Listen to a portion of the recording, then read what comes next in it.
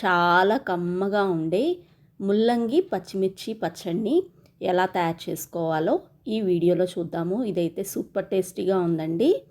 దీనికోసం నేను ఒక పెద్ద ముల్లంగిని తీసుకున్నాను. మొదలు చివర తీసేసి తొక్క తీసి పక్కన పెట్టుకున్నా.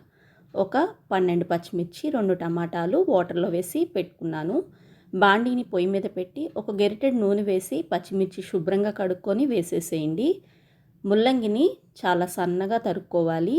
వాటిని కూడా పచ్చిమిర్చిని వేసిన బాండీలోనే వేసేసి కొంచెం పసుపు వేయండి, త్వరగా వేగుతాయని చెప్పని. ఒకసారి మిక్స్ చేసేసుకోండి. ముల్లంగి వల్ల ఉపయోగాలు చెప్తాను.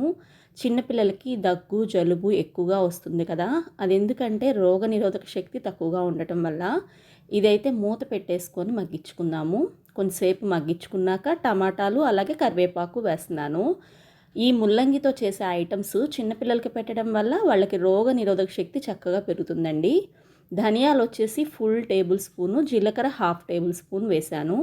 ధనియాలు జీలకర్ర వేయటం వల్ల ముల్లంగి ఆడ్గా ఒక స్మెల్ ఉంటుంది కదా, అది రాకుండా పచ్చడి అనేది చాలా కమ్మగా ఉంటుంది. ఒకసారి అంతా మిక్స్ చేసేసుకోండి. మిక్స్ చేసుకున్నాక మంటని మీడియం ఫ్లేమ్లో పెట్టుకొని మూత పెట్టేసుకొని ఒక 5 to 6 మినిట్స్ కుక్ చేసుకుందాము. 5 to 6 మినిట్స్ కుక్ చేసుకున్నాక ఒక చిన్నులపై తీసుకొని రెమ్మలు విడలు తీసుకొని వాటిని అలాగే చిన్న ఉసిరికాయ అంత చింతపండుని ఇప్పుడే వేసేస్తే మనకు చక్కగా మగ్గిపోతుంది చింతపండు. అలాగే ఒక టేబుల్ స్పూన్ క్రిస్టల్ సాల్ట్ అంతా వేసేసి చక్కగా కలిపేసుకోండి. ముల్లంగిని సూప్ లాగా అయినా సాంబార్లో అయినా ఇలా పచ్చడి చేసి పెట్టినా చిన్నపిల్లలకి పెద్దలకి అందరికీ రోగనిరోధక శక్తి పెరుగుతుంది. మెయిన్గా పిల్లల్లో దగ్గు జలుబు రాకుండా ఉంటుందండి. ఇలా చక్కగా మిక్స్ చేసేసుకొని దీన్ని అన్నీ కూడా ఉడికే వరకు ఒక 10 మినిట్స్ మీడియం ఫ్లేమ్లో మూత పెట్టుకొని మగ్గించుకోవాలి. పెద్దవారిలో కాన్స్టిపేషన్ ప్రాబ్లం అనేది ఉంటుందండి కొంతమందికి. అంటే మోషన్ ఫ్రీ అవ్వకపోవడం, ఫైల్స్తో ఇబ్బంది పడడం, అలాంటి ప్రాబ్లం కూడా ముల్లంగితో చేసిన రెసిపీస్ పెట్టడం వల్ల చక్కగా అవి తగ్గుముఖం పడతాయి. పచ్చడి అయితే దగ్గరికి మగ్గిపోయింది. చల్లారి పెట్టుకొని పచ్చడిని అంతా కూడా ఒకేసారి మిక్సీ జార్లోకి తీసేసుకొని ఫైన్గా మిక్సీ పట్టుకోవడమే. మధ్య మధ్యలో స్పూన్ పెట్టి తిప్పుకుంటూ మిక్సీ పట్టుకుంటే మనకి పచ్చడి అనేది ఈ కన్సిస్టెన్సీకి రావాలండి, కొంచెం కచ్చాబచ్చాగా. ఇప్పుడైతే పోపు కోసం ఒక గెరిటెడ్ నూనెను పొయ్యి మీద వేడి చేసుకుంటున్నాను. పోపు గింజలు ఎండుమిర్చి తీసుకున్నాను. నూనె కొంచెం వేడెక్కినాక పోపు గింజలు ఎండుమిర్చి వేయాలి.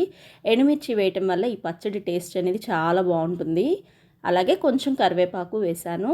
ఇప్పుడు దీన్నంతా కూడా మనం రెడీ చేసి పెట్టుకున్న పచ్చడిలో యాడ్ చేసేసుకోవటమే.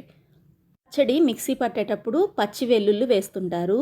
ఈ పచ్చడికి మాత్రం వెల్లుల్లి పచ్చడితో పాటు వేగితేనే చాలా కమ్మగా ఉంటుందండి. అంతేనండి, కమ్మని ముల్లంగి పచ్చడి రెడీ అయిపోయింది. ఇదైతే చాలా టేస్టీగా ఉంది. ఇది ముల్లంగితో తయారు చేశారని మీరు చెప్పే వరకు కూడా ఎవ్వరికీ అర్థం కాదు, అంత బాగుందండి టేస్ట్. డెఫినెట్గా ఒకసారి ట్రై చేసి మీకు ఎలా వచ్చిందో నాకు కామెంట్ బాక్స్లో తెలియచేయండి. అలాంటి మంచి వంటకాల కోసం మన ఛానల్ని సబ్స్క్రైబ్ చేసుకొని పక్కనే ఉన్న గంట సింబల్ని కొడితే నేను పెట్టే ప్రతి నోటిఫికేషన్ మీకు వస్తుంది. అలాగే వీడియో నచ్చితే లైక్ చేయండి, షేర్ చేయండి. Thank you for watching.